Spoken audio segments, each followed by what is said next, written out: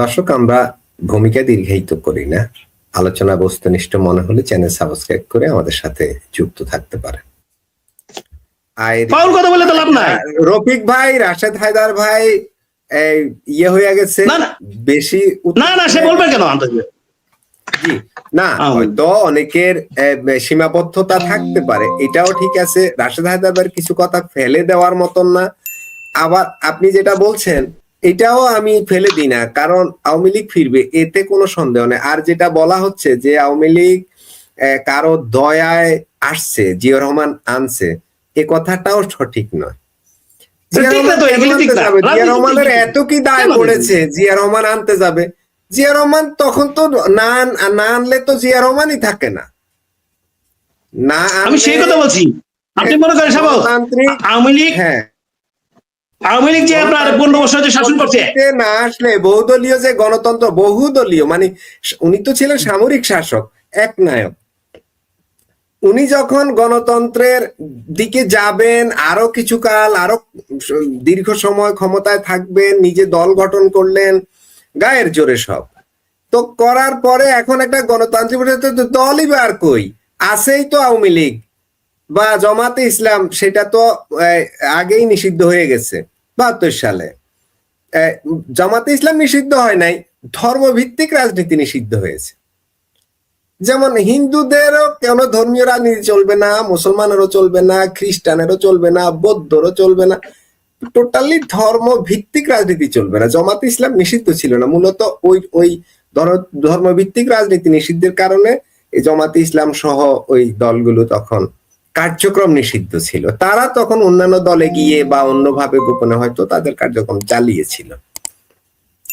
এখন যেটা বলা হয় যে জিয়াউর রহমান আওয়ামী লীগকে সুযোগ দিয়েছে, জিয়াউর রহমানের এত কি দায় পড়ছে আওয়ামী লীগকে সুযোগ দিবে? আওয়ামী লীগকে সুযোগ না দিলেই তো শান্তি।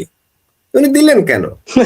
উনি দিলেন, দিতে বাধ্য হয়েছেন, উনি না দিয়ে উপায় ছিল না। এই যে এখন যেটা বলা হচ্ছে আওয়ামী লীগ পারবে, আসবে কিনা, ফিরবে কিনা, কত কথা হয় না, আওয়ামী লীগ দম বন্ধ হয়ে পড়ে আছে না, কোথায় কোথায়, বনে জঙ্গলে পাহাড়ে, কোথায় দেশে বিদেশে পানিতে। আওয়ামী লীগের মাইন্ড, আমি বলছি আওয়ামী লীগের যে লোক আছে আসবে, তাদেরকে আসতে হবে, শুধু আসতে হবে না, তাদেরকে না আসলে থাকতেই পারবে না। আপনি ডক্টর ইউনূস এই যে পালাইছে, চাইলে কি তিনি 5 বছর থাকতে পারতেন না? জোর জবরদস্তি করে পিটাইয়া টিটাইয়া আওয়ামী লীগ তো নাই, পারতেন না? না, সম্ভব না, এটা সম্ভব না। আমাদের ফখরুদ্দিন মঈনুদ্দিন 2 বছর থাকার পর, ফখরুদ্দিন মঈনুদ্দিন 2 বছর থাকার পর ওনার দম বন্ধ হয়ে আসছিল যে কখন যাব, কখন কে সেফ এক্সিট দিবে। আমি কখন, সেনাবাহিনী হাতে ছিল, চাইলে তো আর 5 বছর উনি থাকতে পারতেন, পারেন নাই। ঠিক একই ভাবে এখনকার সরকারও যদি এই সেম করে, 2 বছরের বেশি টিকাটা অনেক কঠিন হয়ে যাবে। এটা রাজনীতি বিজ্ঞানের কথা, এটা লজিক। এই কথাটাই আমি মাসুদ বলতে চাইছিলাম। তো বাংলাদেশে সেই কারণে আরেকটু আপনার কথা ঠিক আছে। আরেকটা বিষয় হলো এই যে সরকার, এই সরকারই ওই স্পেস গুলো তৈরি করে দিবে, দিতে হবে। ওরা তাদের প্রয়োজনেই দিবে, ওরা তাদের প্রয়োজনে দিবে, দিতে হবে, না দিলে তাদেরই বিপদ, এটাই স্বাভাবিক। আওয়ামী লীগ চাইলে কি জামাতে ইসলামকে 10 বছর আগে ব্যান করে দিতে পারতো না? করে নাই কেন? শেষ মুহূর্তে এসে ওই যে যেটা বললেন 1 সপ্তাহ আগে ব্যান করছে, এটা হচ্ছে একটা অদূরদর্শী সিদ্ধান্ত, মানে ভুল সিদ্ধান্ত। যখন চারদিকে মানে মানুষ হতাশ হয়ে যায়, চারদিক থেকে যখন বিপদ আসে, তখন মানুষ ভুল করা শুরু করে, তো ওইটাও ভুল করছে। এটা তো আপনি পারেন না, ওই দলকে আপনি কিভাবে নিষিদ্ধ করেন? সে জামাত ইসলাম হোক, সে তো এখানে একটা অ্যাক্টিভ পলিটিক্যাল পার্টি। আপনার তার সাথে আপনাকে হ্যান্ডেল করতে হবে তার মতো করে, তার সাথে হ্যান্ডেল, তাকে তো আপনি নিষিদ্ধ করতে পারেন। ঠিক একই ভাবে আওয়ামী লীগ কি বসে আছে? আওয়ামী লীগ বসে নাই তো। আমি মনে করি না যে আওয়ামী লীগ বসে আছে। আওয়ামী লীগ দেশে বিদেশে সব দিকেই তারা তাদের কাজ চালাচ্ছে। হয়তো রাস্তায় নেমে মিছিল করলেই কি হলো? কেন এত মিছিলের কি প্রয়োজন? ভাঙ রাস্তায় জ্যাম করবে, গাড়ি পোড়াবে, অফিস আদালত পোড়াবে, এটা কি পলিটিক্স হইলো? পলিটিক্স হইলো ব্রেইন, এটা দিয়া খেলতে। আর একটু বলছি, কয়েকটা ছেলে, কত নাহিদ, সার্জিস, হাসনাত, এতে আক্তার, তারেক, এই যে কত ছোট ছোট ছোট বাচ্চা, এরা কিন্তু আমাদের বয়সে অনেক অনেক ছোট, তাই না? ওদের অনেক কম বয়স না। এই অল্প কিছু ছেলে এই শেখ হাসিনার মতো এত শক্তিশালী একজন প্রধানমন্ত্রীকে দেশ থেকে চলে যেতে বাধ্য করে ফেলছে। এটা কি, কিসের খেলা?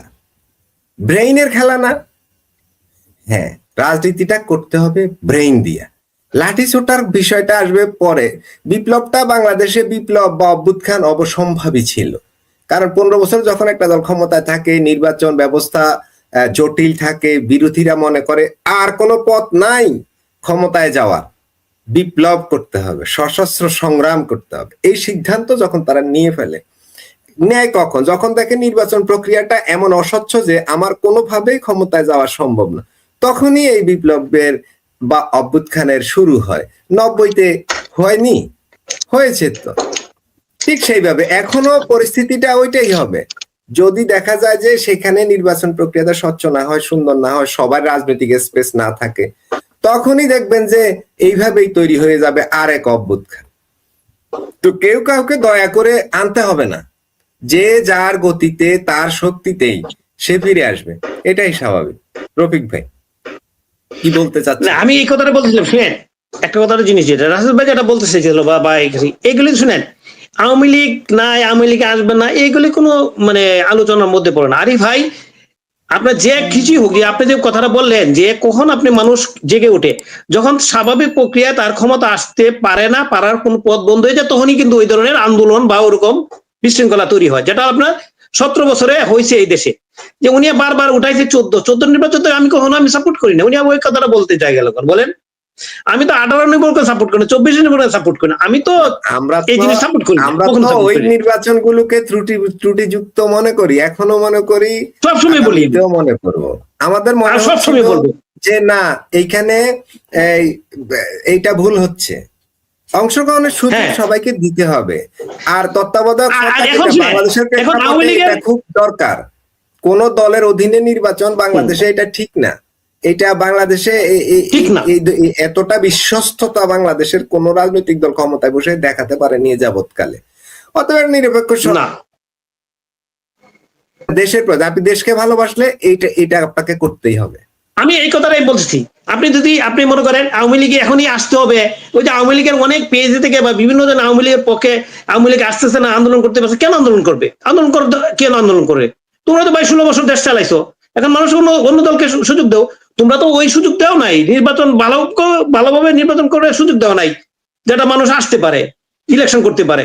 24 ইলেকশন সুন্দরভাবে দেওয়া হলো না কেন? 18 আপনি বলতে পারেন, দেখেন আচরণ নির্বাচন, আপনি বললেন না যে বলে না যে 14 সালের নির্বাচনে তো নিষেধ করে নাই বিএনপিকে। ভাই বিএনপি নিষেধ করে নাই, বিএনপি বলছে যে আমরা তত্ত্বাবধায়ক ইলেকশন যাবো না, এরপরে এককভাবে নির্বাচন করলো। আচ্ছা 18 সালে আসার পরে দেখেন আপনি কামাল হোসেনের নেতৃত্বে বিএনপি কিন্তু আবার ইয়াতে আসলো, ইলেকশনে আসলো। খয়রাজ কি হইলো ইলেকশন, এটা আমরা সবাই জানি, ইতিহাস। এই জন্য তো বিএনপি পরে বলছে না আমরা তাদের আন্ডারে নির্বাচনে কোনো দিয়ে বসে যাবো না। প্রমাণ করে দিছি যে আমরা তাদের আন্ডারে নির্বাচন গেলে সুষ্ঠু নির্বাচন হয় না, যে কারণে 24-এ তারা আবার নির্বাচনে যায়নি। এইগুলি তো মানে ইতিহাস। এখন যেটা হলো মনে করেন, এখন আপনি এখনই আওয়ামী লীগ, এই যে অনেকেই আওয়ামী লীগ নিয়ে এ করতেছে, ভাই দেশ আমার আগে তো দেশ বাঁচবে, দেশ চলতে হবে। দেশ যদি না চলে, যে ইউনূস সরকারের বিদায়ের দরকার ছিল, যেভাবে হোক তারা বিদায় হয়েছে, দেশের মানুষ এখন হাফ ছেড়ে বাঁচছে। এখন দেখলো আরেকটা পক্ষ এই দেশকে অস্থিতিশীল করার জন্য বিভিন্ন উস্কানি দিচ্ছে, যে আওয়ামী লীগের অফিস খুলে দিচ্ছে, একজনের গ্রিন সিগনাল, যেটা আপনার হেডলাইন করলেন, এখানে হেডলাইন গ্রিন সিগনাল কি আছে? আওয়ামী লীগ এই দেশের নাগরিক না? 50% প্রমাণ হয়ে গেছে এবার যে 50% সাপোর্টার আওয়ামী লীগের আছে, কিন্তু আছে তারা যথাযথ যেভাবে সুন্দর প্রক্রিয়া রাজনীতি যেটা হয় সেটাও করবে।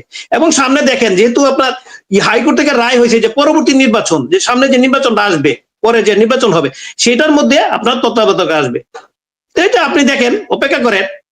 আমরা যদি সারা জীবনে গেলে আন্দোলন সংগ্রামী করি, তাহলে দেশ বাঁচবে। দেশ বাঁচলে না বাঁচলে আপনি বাঁচবেন কিভাবে? দেশের কি হবে? এখন আরেকটা জিনিস আছে, যে সামনে এই যে নির্বাচন আসতেছে, আপনার ওই যে ফখরুল সাহেব বলছে যে উপজেলা এবং আপনার পৌরসভা, এই নির্বাচনগুলি তো বোঝা যাবে যে বিএনপি এখানে কি করতেছে, বুঝতে পারবে না? স্থানীয় সরকার নির্বাচন হবে খুব দ্রুত, ইউনিয়ন পরিষদ নির্বাচন হবে। তা আমাদের তো তখনই তো ওনার ধৈর্য ধরতে পরীক্ষা হবে শুরু ভাই, হয়ে যাবে। তখন তো ওনার শুরু হয়ে পরীক্ষা যাবে। শুরু হয়ে যাবে। রাইট।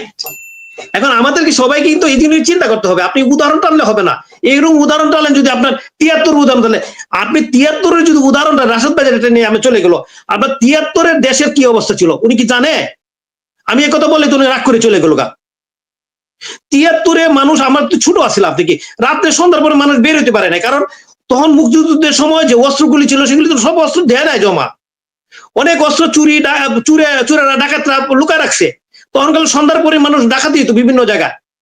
আপনার জাসদের যে ৭০,০০০ গণবাহিনী ছিল, সিরাজ সিংহের বাহিনী ৩০,০০০ গণবাহিনী ছিল, এরা সারা অস্থির করে রাখছে। প্রতিদিনই খুন করা হয়েছে। শেখ মুজিব রক্ষী বাহিনী কেন তৈরি করছিল? ইতিহাস কি আমরা জানি না?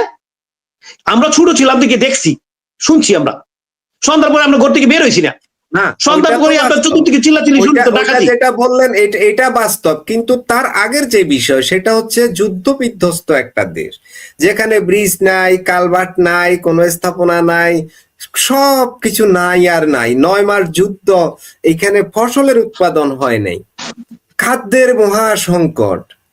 আপনি সেই সময়টা কাদের মহাসংঘ আটা শুনেন, এই ইতিহাস তো জানে না।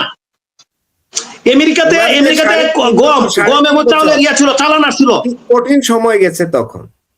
এই ইতিহাসগুলো শুনেন, গম এবং চালান না রফিক ভাই, এটা তো আওয়ামী লীগ দায়ী।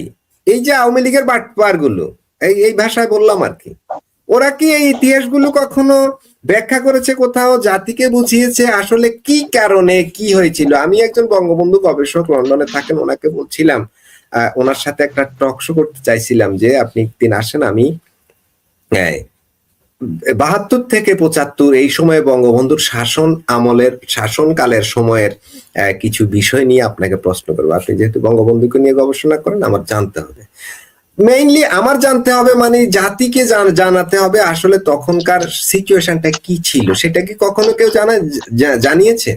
এটা নিয়ে কোনো আলোচনা হয়, কোনো ব্যাখ্যা হয়? নেতারা শুধু, আওয়ামী লীগের নেতারা শুধু মঞ্চে উঠে শুধু নিজের গুণ কীর্তন কইরা নামে।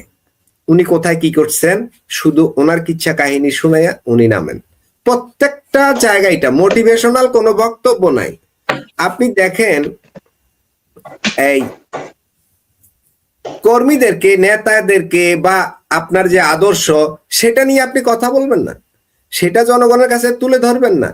আওয়ামী লীগ কি করছে? করে নাই তো। কিন্তু এই যে মুক্তিযুদ্ধের বিপক্ষে যে বয়ান বা যে ন্যারেটিভ, সেটার মার্কেটিং বাংলাদেশে হয়েছে নিখুঁত ভাবে। ৫৪ বছর পরে আজকে, তারপর একটা সময় দেখা গেল যে এদেশে কোটি কোটি মানুষ এখন মুক্তিযুদ্ধের বিপক্ষে দাঁড়িয়ে গেছে।